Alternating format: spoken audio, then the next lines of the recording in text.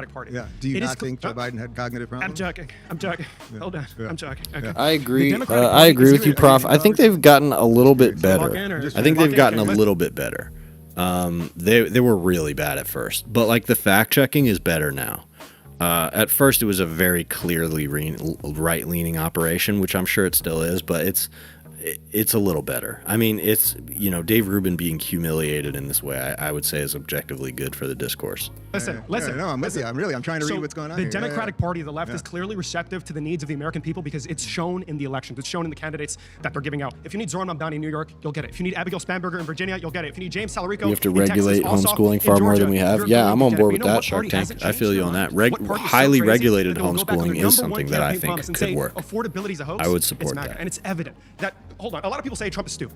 And I think he's a little dumb, but I think It's he's also actually a good malicious. compromise. Reality is what Donald Trump I don't know makes how it. A well perfect it would work example implementation-wise, is but his I think response to it's tragedy. a When decent Charlie idea. Kirk was murdered, hours before there was even a suspect in custody, Donald Trump blamed half of the electorate. Nancy Mace said the Democrats own this. Van Orden said that it was the fake news media for peddling these radical points. You know what AOC said? This is a time that we need unity. This is a time we need to come together. We need to deal with political violence. Yeah. The Republican Party, MAGA, uses death as a cudgel to justify the unjustifiable. And that is denying reality. That's making reality whatever you want it to be. And people like you are corrupted enough to spew it all over social media. Wow. Yeah. Out of all the people, I have to say you're the worst, like by far. Dude, he's getting washed. Because you're having a lot of trouble responding to the things I say. Yeah. You honestly believe that there is a moral equivalence to the tone and tenor of what goes on the right versus what goes on the left? Did Hassan Piker, who is the #1 influencer on the left, did he not just go on an interview? I'll give you 2 examples. He went on an interview a couple weeks ago and said that he understands why Luigi Mangione killed Brian Thompson, the United Healthcare CEO. When you guys open up that Pandora's box, guess what? There's a lot of people that don't like your ideology. And once you can kind of excuse violence, it's coming every which way. And then it happened again. In the New York Times interview that he did 2 weeks ago, he said the same thing. Well, Donald Trump, a lot of people don't like Donald Trump, so I can kind of understand why people might kill him. Once you guys do that, once you go past that red line, it literally ends the fabric of what this country is, because we are allowed to have political disagreements. We have deep political disagreements. I would never tacitly endorse or pretend to condone someone if they tried to violently harm you or any of these people. But subtly on the left, that is being allowed, and that is not, and that's simple. See, but he's such a liar because they do this. If some type of right-wing violence, event happens, they will argue for it. They will say this is why this happened, and that's all Hassan Piker or any other leftist has ever done, especially a prominent voice, has ever done when it comes to a violent event like the Luigi Mangione shooting, is to explain why this is why this happened. This is why the conditions of our society make this inevitable. And the next time there's some prominent right-wing shooting that they're forced to talk about, because usually they just ignore it, that's what he would do. He would say, listen, these are the conditions that you have imposed, that the left has imposed, that made this inevitable. So there's probably some hypocrisy in that, in the fact that both sides are willing to do that. But the truth is that Hassan Piker's analysis on why a shooting like that happened is better than a fucking moron like this one's. Simply is not happening on the right. It simply is not happening. Okay, we gotta stop there because we're out of time. Dave, we are now at the final portion of the Thanks video. for your Please input, look around Trump the the room. Goat Choose somebody who 47. you haven't spoken to or who you want to speak to more. They will bring their own claim, and you'll Eb, how is that? Sure, I have to say, first you of all, talking to I me or are you thoroughly talking to enjoyed this, believe it or Irv? not. This is what it's all about, and we can agree to disagree. It's what my entire career and life has been about, so that's just fine. There was some indoctrination. odd moments of real tension, and I could see some real hatred in a couple of the eyes. Am I still mostly doing live streams at night? Yeah, the Orphan, this is pretty much when I do the live streams. 3 a.m. on Sunday night or Monday morning, 3 a.m. my time, which is 6 a.m. Eastern time. All right, I'm not going to watch this last part. I'm going to move on. We're just going to quickly go over some of the stuff that's happening in Newark at Delaney Hall. I'll try to find some more recent updates about it as well, and then we will move on. Then we'll wrap it up from there. I'm not going to rap. I've been rapping on the streams lately, but I'm not going to do that today.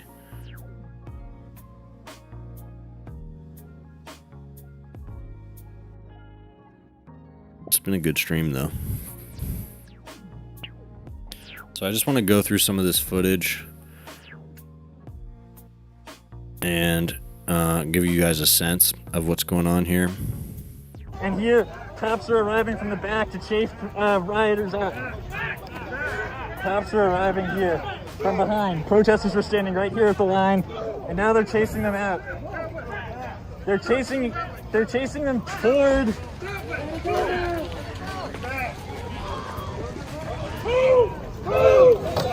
Oh my God! Look at that! Did the stream just cut out? Is anybody able to see me still? Press! Sometimes the stream cuts out on my end. Press! but not like actually. Press. Why is it upside down now? Press. So essentially what's happening in Newark is that there's a hunger strike happening in Delaney Hall. Delaney Hall is the ICE detention facility there. People inside, detainees, are doing a hunger strike demanding certain people's release of the elderly and certain conditions to be better, but also just the release of certain people.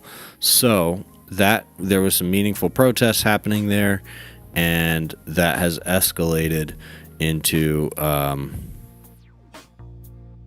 can't see the video. Let me switch that over. No, you should be able to see it.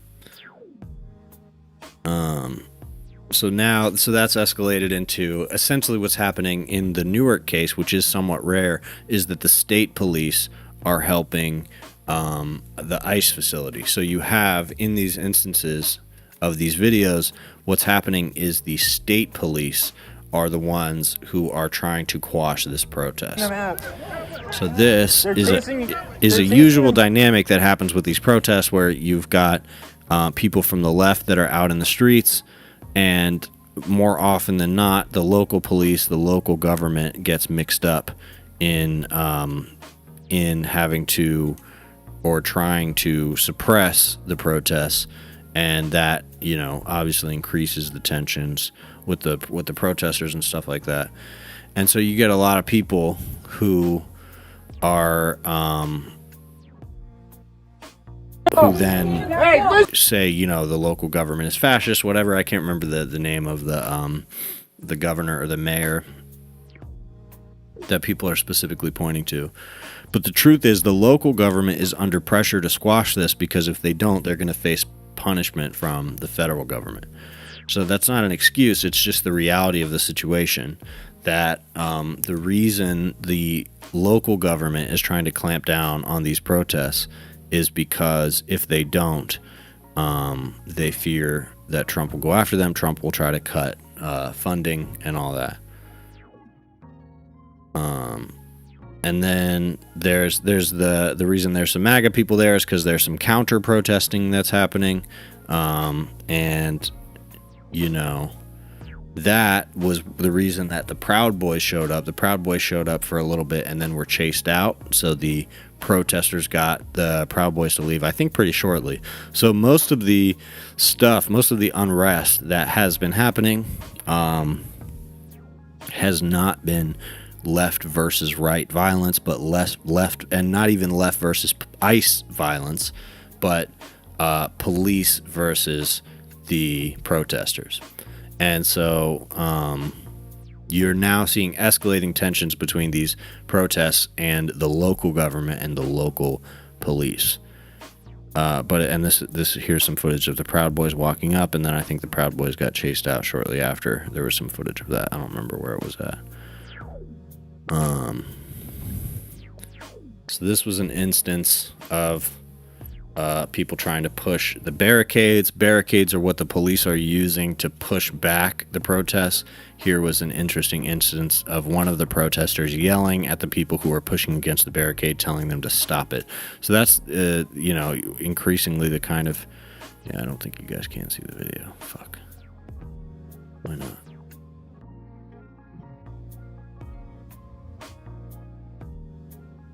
I hope this doesn't crash my shit. There we go. So yeah, this is an instance of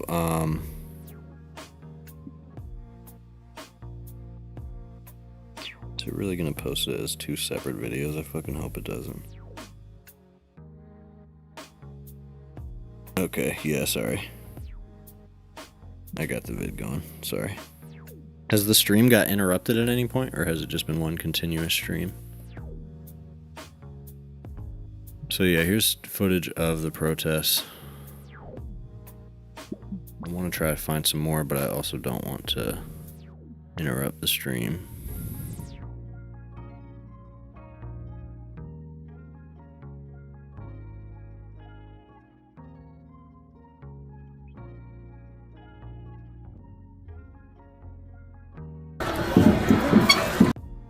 Let's see if this lady has posted anything else.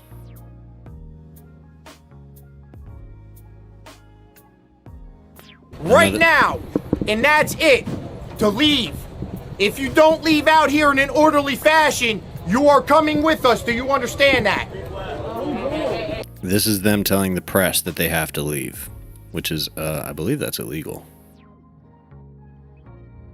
So he's telling the press that they have to leave or they're going to end up arrested, and then they arrested a lot of them. This is people getting kettled.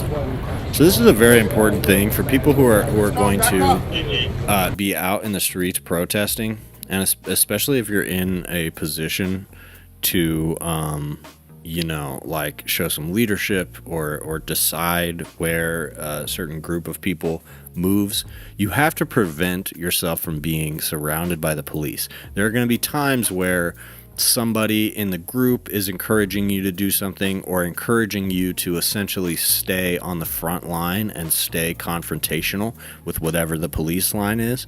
But the problem is, while you're doing that, and especially if you're distracted and you're not paying attention to where people are going, then the police are going to try to surround you, especially cut you off and cut off your ability to leave in certain streets, especially tunnels, you know, any type of closed area that they can get people to go in. They're going to try to do what is called kettling and arrest everybody that they can. So once the police have surrounded you and things have escalated to the point that they don't plan to just disperse and let everybody go, then you're fucked. So if you're out in the street, do not allow yourself to get kettled. You're better off breaking off from the group and getting yourself out of there than staying and getting arrested just because, you know, you wanted to stay on the front lines of it.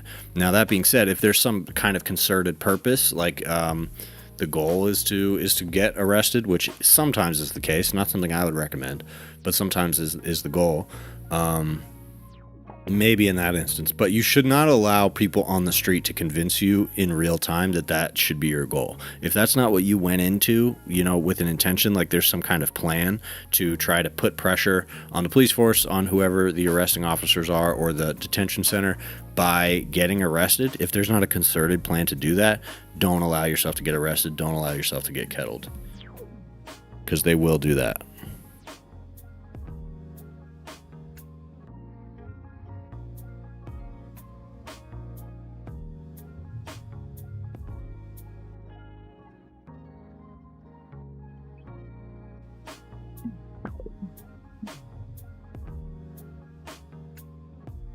Multiple arrests. This lady, Olia, has done a ton of work on this. I don't know why her profile picture makes her look evil.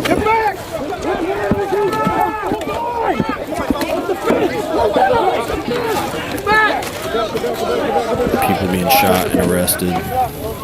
They're using some pretty powerful, less lethal munitions.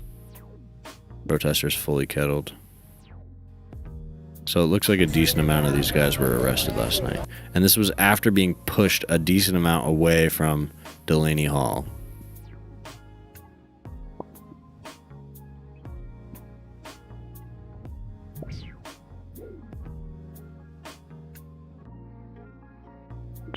So they set up the curfew, they set up certain free speech zones, what they call it, which is an area that you're allowed to be protesting in.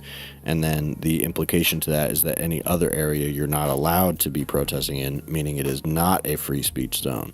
So what they do is they set that up so that after a certain time, if you're out of that free speech zone, then you are arrestable. They essentially create the justification for that arrest in real time, whether it's legal or not.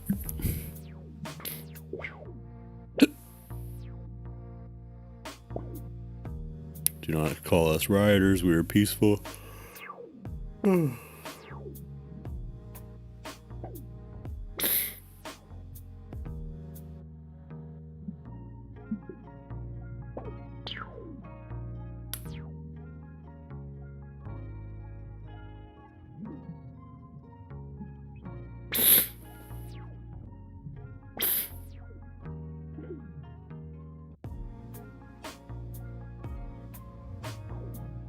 So this Rolling Stone article looks like it was written by somebody on the stream.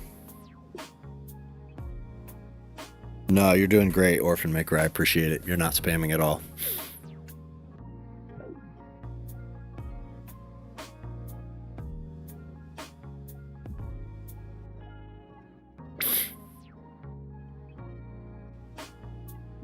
When sunset happens, they're gonna push us into that cage.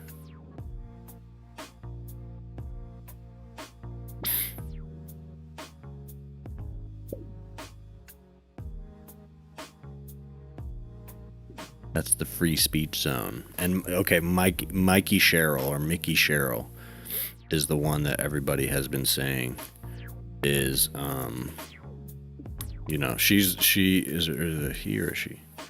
Yeah, Mickey Sherrill. So she is the Democrat that all the pressure is falling on.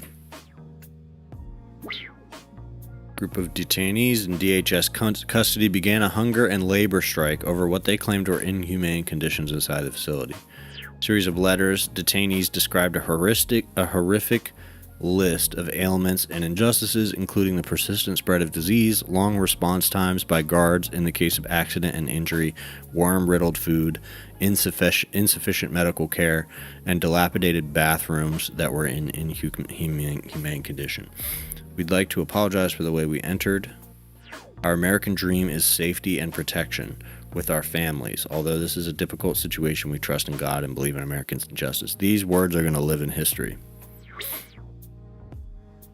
Thus far, it's crazy that they even have to put this part, but they do this because they're trying to be honest and trying to curry some favor with the American people. And the truth is, with the people out there supporting them, they don't need to do this. But with the broader populace, with the people that they are trying to reach, this is what they feel like is necessary in order to be heard, which I find atrocious, but maybe they're right about that. Game of Thrones. You know, I just finished Euphoria earlier tonight. What a trash ending, bro. The ending is so fucking trash, dude. It's garbage. Literally pissed me off.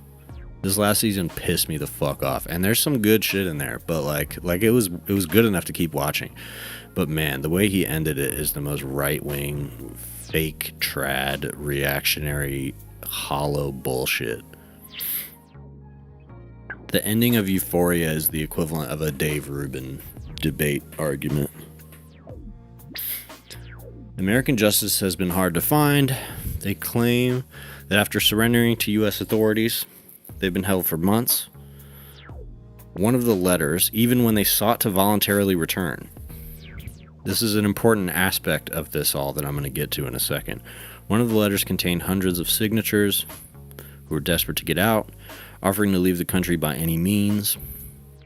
As news trickled out of the center, families set up aid tents and resource centers outside, helping visitors meet their loved ones. But as the DHS continued to ignore the demands for humane treatment, protests picked up steam, pressure mounted to allow a full inspection. Cheryl and other politicians attempted to visit, and allowed inside and denied full access. And so it's important to remind you that Mickey Sherrill, this person who is being denied access to even see this facility, is the one who is okaying sending the police to quash the protests. This is the nature of state repression of protest. Even in the case when they know they're in the wrong, when the elected officials in question aren't even being allowed to access the situation, aren't even being allowed to do their jobs, they are still, going to use the police force in order to quash repression. Frankly, I believe in this case, particularly, you see that they are afraid that the administration is going to feel that they're not doing a good job quashing this themselves. And that's something that I think people on the ground just need to think about. That this is not about Democrats being right-wing fascists, although you can call them that if you want. You can certainly say that, effectively, that is the result of their actions in this case. But you have to recognize that the reason is because they need more justification than they have in order to go against the wishes of Trump's federal government. And so there would need to be a plan in place for what it would look like for, the city of Newark to oppose this federal immigration center and the retaliation that would come federally because of that. So that would require broader support in that municipality that the local government could use to essentially secure that, like, there's a coalition that would need to be secured there in order for that resistance from the state government to be possible. But the fact that they're so brutally using the police to try to repress this protest is a choice. They don't have to do that. And I think that is performative. They're doing that to show that they're willing to be brutally repressive, so that the federal government doesn't feel like they have to get involved. Yeah, I couldn't even really get into The Boys this time around. I'll probably watch it at some point, but it just seemed corny. The last couple seasons, I don't know, it's kind of hokey to me. The backgrounds and shit, like the sets are all just they feel kind of cramped and, like, I don't know, not impressive to me. That was how I felt last season. I will continue to hold ICE accountable. So the truth is that, like, this is the first time since the Minnesota protests that there's been meaningful pressure surrounding this issue, and people need to figure out what the plan is. Demanding this set of demands from these Delaney Hall protesters, these hunger strikers, is a great idea. And frankly, this type of hunger strike tactic spreading to more of these facilities and being a tactic that is used is wise. It's smart, because these detention centers, the reason these people are being held, like the article said, they're being held there because even in some cases when they want to self-deport, they want to voluntarily go back to their home country, and they're not even being allowed to do that. They're being held there. That's because it's profitable. Private companies are profiting from the fact that these people are detained and that they're stationary, being held in these facilities. So a hunger strike, and several hunger strikes throughout the country, coordinated if possible, although that would be difficult to do, is the way to strike at the very nature of this detention in the first place. I mean, these people just need to be set free. It's plain and simple. They just need to be set free. And so it seems to me that a hunger strike on the inside met with meaningful pressure from the outside, both from coalitions in the municipality and also on the ground fighting. That's the way to push back on some of these detention centers. These detention centers and data centers are probably two of the most important vector points for resistance, because it's property. It's property that's being constructed specifically so that private companies can profit from stealing jobs and, stealing people's labor through AI and stealing people's entire lives away and incarcerating them. So millions and millions and millions of dollars is being made doing that right now. And hunger strikes, seem to be very effective mode of protest. It's obviously dangerous, and it can get you severely abused, which was the case in Guantanamo Bay. But it's working in this case to mount pressure around a relatively lesser known detention facility. So, but people do need to, I do think it's very important to recognize that the state government is incentivized to try to squash this rebellion rather than capitulate to it, and that they don't necessarily have the power to capitulate to the demands of the protesters on the state level. In this instance, would essentially mean going directly against the federal government. So if that's what you want them to do, that's totally fair, but there has to be like a realistic approach to that, I think, and like there has to be a sense of like the community is going to help in that resistance, rather than just making enemies out of the Democrats in power, which in this case obviously they're making enemies out of themselves. But understanding the incentives as to why, this is not the same as if a Republican was doing the same thing. We have to really examine why Democrats do this, and it's because they have every incentive to not interrupt the flow of resources that comes from the federal government. That's important for people on the ground to recognize.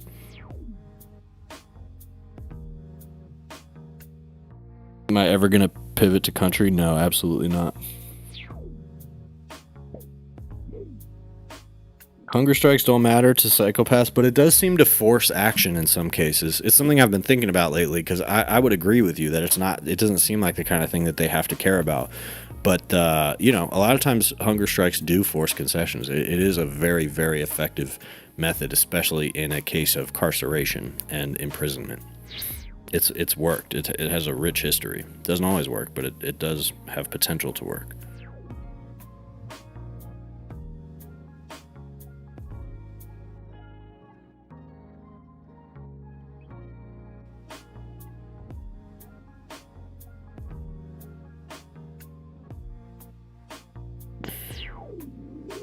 You don't usually see actual accounts of these type of things getting printed about, so that's good. Rolling Stone does some good work occasionally.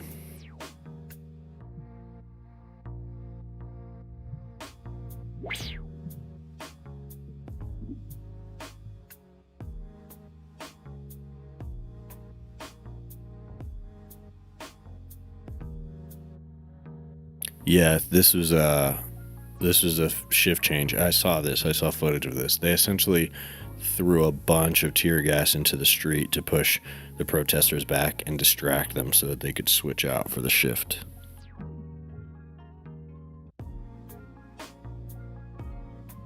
Anarchist direct action is the only way. Well, anarchist direct action is not separate from the hunger strikes.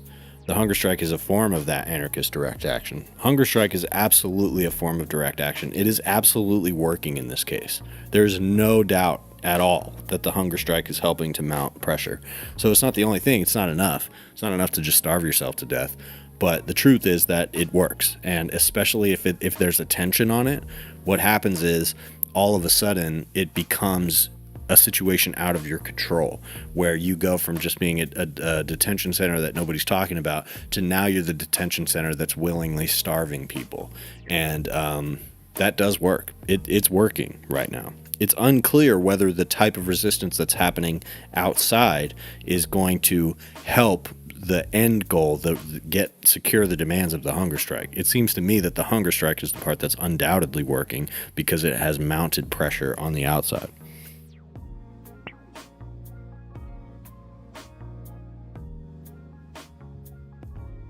Yeah, fully agree, Glitch, that, and that's always how hunger strikes work, is that it brings attention to the fact that people are being poorly treated, it does, in fact, seem useless, because to us, we look at it and we're like, well, that's the point, is that they're not doing a good job housing people. We know that. But the more attention is brought to that, the more unignorable it becomes, and especially if you have people dying because of hunger strikes, and you have attention being brought to that is the kind of thing that in some cases ends incarceration, at least of individuals. It almost certainly will force concessions. If this continues, it will almost certainly force concessions.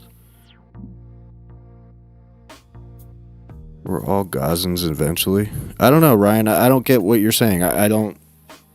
Clearly, it's better for them to be hunger striking on the inside versus not. It's working. So, I'm not saying it's going to be the solution. I think it's a little stubborn to not recognize it as a meaningful tactic in a larger amount of tactics. It's working. There's stories being printed about it. There's more footage of people resisting because of this than we've seen anywhere since Minneapolis. So it is working. It's undeniably working.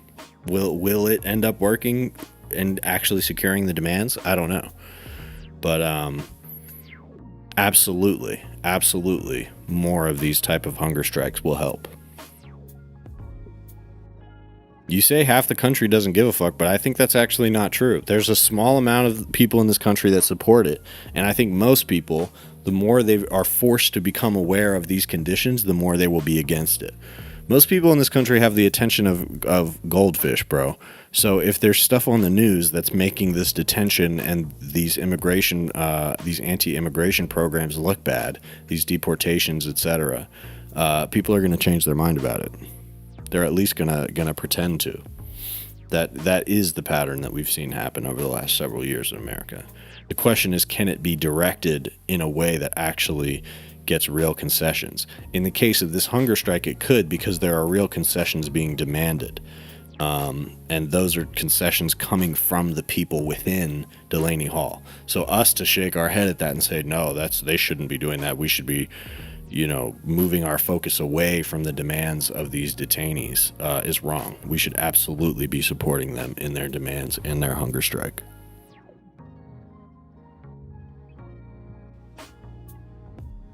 Visiting hours at Delaney Hall still canceled.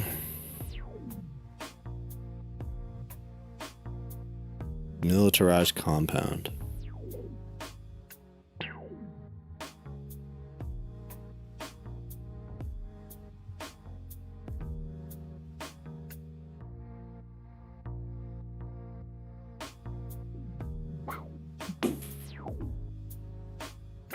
All right, guys.